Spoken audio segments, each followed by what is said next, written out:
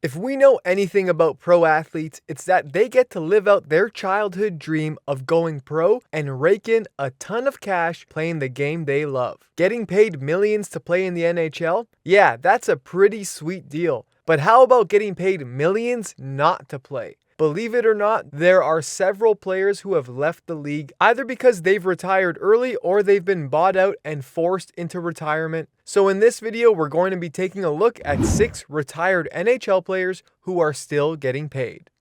Kyle Turris. Kyle was the 3rd overall pick in the 2007 draft. He started his career out with the Coyotes, but then in 2011 through to the 2017-2018 season, he spent his time with the Senators, where his best 2 seasons were in the 2013 and 2014 season, as he tallied 58 points in 2013 and 64 in 2014. Then, during the 2017-2018 season, the Nashville Predators acquired Turris in a 3-way trade with the Ottawa Senators and the Colorado Avalanche. Throughout his first season playing with the Preds, Turris went to work putting up 42 points in 65 games played, leaving the Preds wanting more. So they inked him to a 6-year deal worth $36 million at $6 million per year. This quickly turned out to be a big mistake after Kyle put up just 23 points in 55 games in the following season and then 31 points in 62 games in the 2019-2020 season. This is where it gets interesting. Turris was then bought out by the Preds as they decided to part ways with him. This buyout will last through to the 2027-28 season, where the Predators will be paying him $2 million a year.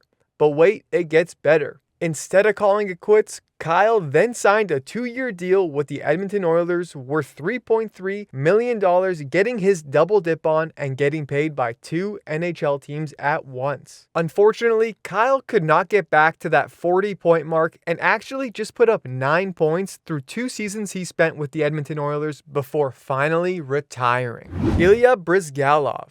Now, I'm sure we all know this story by now, as it ends terribly for the Flyers, so of course we have to talk about it. After the 2011-2012 season, the Philadelphia Flyers had to make a decision. Which goalie do they want to keep? Sergei Bobrovsky or Ilya Bryzgalov? Making a decision that still haunts them to this day, they chose to trade Bobrovsky to the Columbus Blue Jackets and offered Bryzgalov a monster contract that was a 9-year deal worth $41.88 million.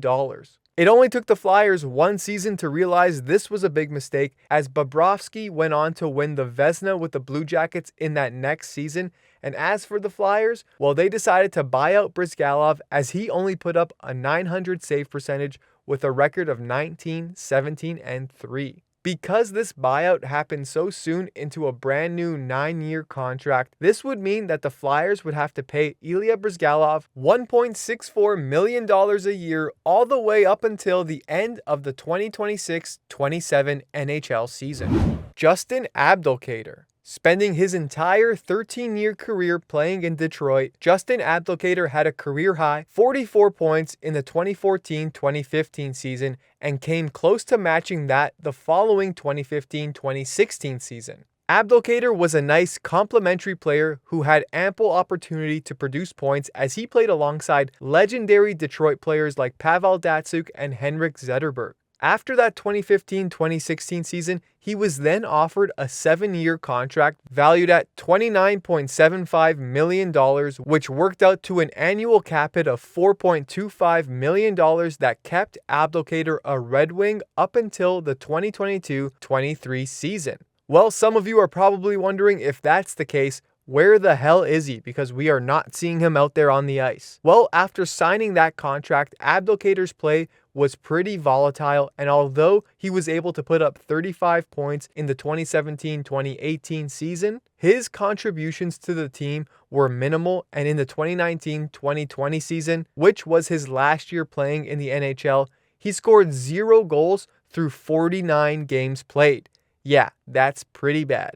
So the new GM and also another Red Wings legend, Steve Yzerman, came in and decided to buy out this contract, which will pay out the rest of the remaining money on the contract. But instead of paying the full $4.25 million, the Red Wings are able to spread it through all the way to the end of the 2025-26 season, where they will be paying Justin Abdelkader just over $1 million.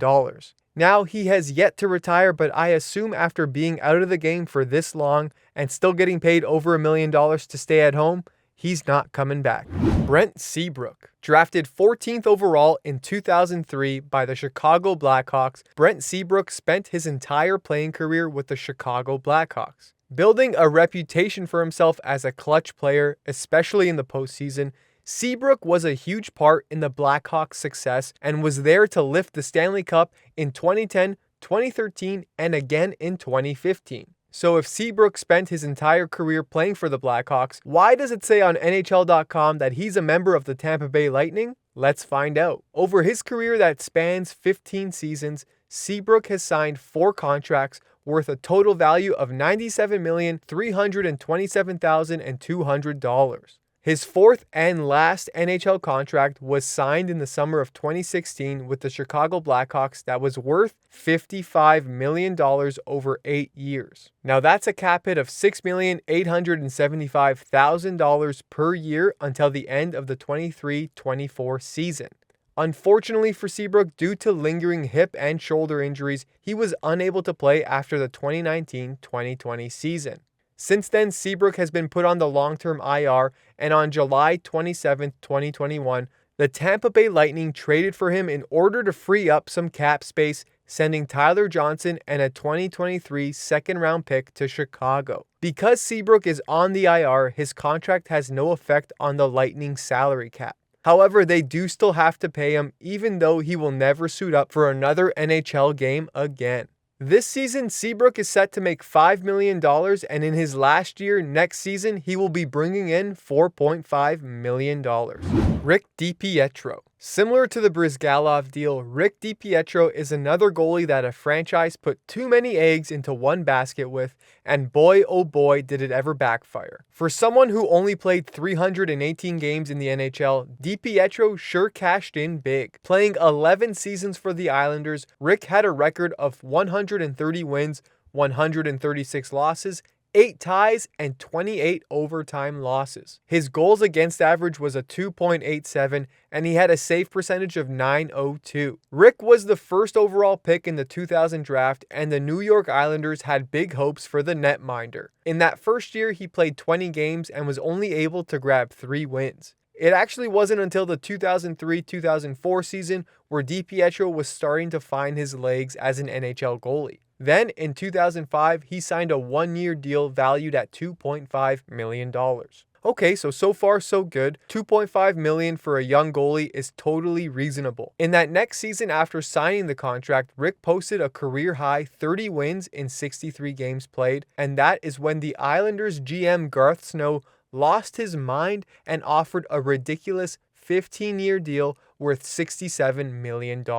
Unfortunately for the Islanders, DiPietro faced injury problems for the rest of his career, which really limited his play. In his last 5 seasons in the league, he only played 50 games and never had a save percentage better than .900. Finally, in 2013, the Islanders decided to buy out DiPietro, and since then they've been paying him $1.5 million a year, and they will be paying him all the way up until the end of the 2028-29 NHL season. Vincent Lecavalier. Now this is the most expensive buyout in NHL history. The former Tampa Bay Lightning captain was 29 years old when he signed an 11-year deal worth $85 million with the Lightning. Since the Lightning drafted him first overall in 1998, Lecavalier quickly made an impact on the team, not only becoming one of their top producing forwards, but becoming an all-around leader on and off the ice. He helped lead the Lightning to their first ever Stanley Cup win in the 2003-2004 season. He's won the Rocket Richard Trophy, and he's scored at least 20 goals in 12 consecutive seasons. The man has definitely proved his worth. But offering a 29-year-old NHLer an 11-year deal, that's a tall order as players typically begin to decline in production going into their 30s. Each year under the contract, Lecavalier was making $7.72 million, and in 2013, the Tampa Bay Lightning were forced to move him due to salary cap constraints. He continued his career and took his talents to the Flyers, but the Lightning continued to pay him as the buyout will last through to the end of the 2026-27 NHL season. Until then, the Tampa Bay Lightning will be paying Vincent Lecavalier $1.76 million a year. Thanks for watching our videos. Don't forget to hit that like button, and if you're new to the channel, hit that subscribe button, and we'll see you in the next video.